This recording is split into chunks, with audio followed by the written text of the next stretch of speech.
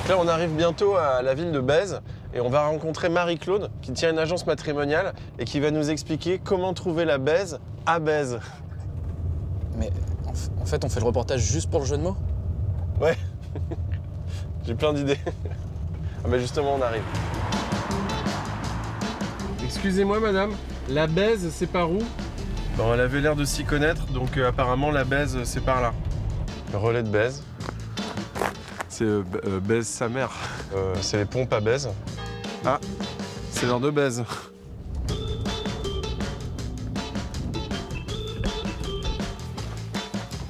Bonjour Marie-Claude. Bonjour Monsieur Poulpe. Ok, allez, on se met. C'est combien à Bèze? Comment? C'est combien à Bèze là? C'est 2? Oui, c'est 2. Ok. Oui. Entrez, je vous en prie. Merci. Donc vous avez une annonce dans des journaux pour qu'on vous contacte? Tous les samedis, j'ai un publi-reportage. Eh ouais, Marie-Claude déclare la guerre à la solitude. À l'heure des réseaux sociaux, de la communication mondialisée et instantanée, la solitude est plus présente que jamais. Ça, c'est vraiment un constat que vous avez fait vous? Oui. Et je me suis rendu compte de quelque chose aussi, c'est-à-dire que le cœur ne vieillit pas. Les gens, quel que soit leur âge, ont toujours envie d'être amoureux, ont toujours envie de complicité. Donc ça, c'est fantastique. Est-ce que vous pouvez me faire rencontrer un peu de vos clients? Ah bah si vous voulez, oui. C'est quand même marrant d'avoir une agence matrimoniale à Bèze, quand même. Oui, je suis d'accord avec vous, mais ça ne fait rire que les Parisiens. Ici, ça ne fait pas. Les gens sont habitués. Là, nous allons rencontrer un couple qui s'est formé grâce à mes annonces. Fabienne et Jean-Claude. C'est un mois qu'ils sont ensemble. Un mois qu'ils sont ensemble.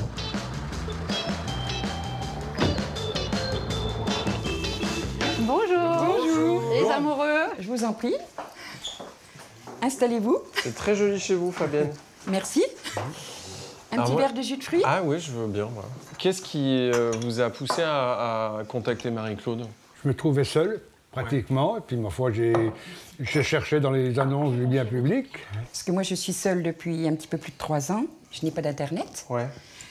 Je ne sors pas beaucoup, donc pas possibilité de rencontrer quelqu'un à l'extérieur. Quels étaient les critères que vous recherchiez vraiment, le critère le plus important pour vous dans votre recherche? Le côté rassurant. Et vous, Jean-Claude? Parce que le physique fait beaucoup de choses. Donc vous, le physique est important? Ah bah oui, quand même. Hein, on ne veut pas... quand même. Hein. Ça veut dire que vous êtes plutôt bien gaulée, Fabienne, bravo. Non, mais c'est ça, je ne peux pas. Est-ce que la place du sexe est importante? On dit toujours que ça s'arrange entre minuit et les couvertures, hein, tous les problèmes. Hein. On dit ça? Je savais pas qu'on disait ça. Chez lui. Quand j'ai eu 18 ans, ma mère voulait que je sois un homme, un vrai. On a été vers des femmes qui nous ont appris à faire l'amour. Ma mère, toujours, elle disait, on était 4 garçons, 4 filles. Elle disait aux autres, rentrez vos poules, mes coqs sont lâchés. Quand on arrive à un certain âge, la libido descend. Oui. Est-ce que c'est vrai ou pas forcément? Dans mon cas, non. Non. Et puis si on a de bonnes partenaires, ça aide beaucoup. Vous êtes un exemple pour moi, Jean-Claude. Je vous souhaite tout le meilleur pour la suite. Et avec Marie-Claude, on va y aller? Ouais. Moi, j'y vais parce qu'il y avait le jus de raisin, donc je vais faire pipi dans votre jardin. Je vous laisse.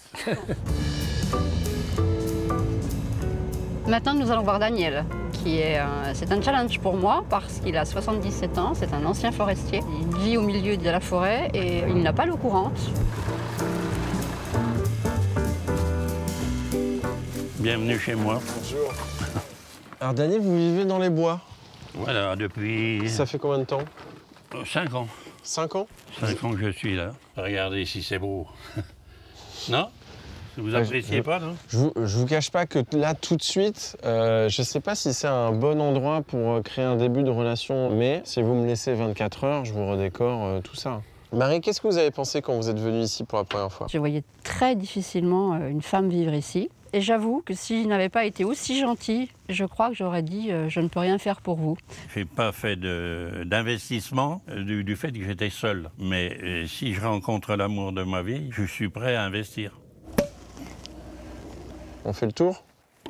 C'est-à-dire que c'est vite fait, hein. Ah oui, mais vous... Et ça, les filles, elles aiment bien les chiens? Quand elles aiment les bêtes, déjà, moi, je les apprécie beaucoup plus. Ouais.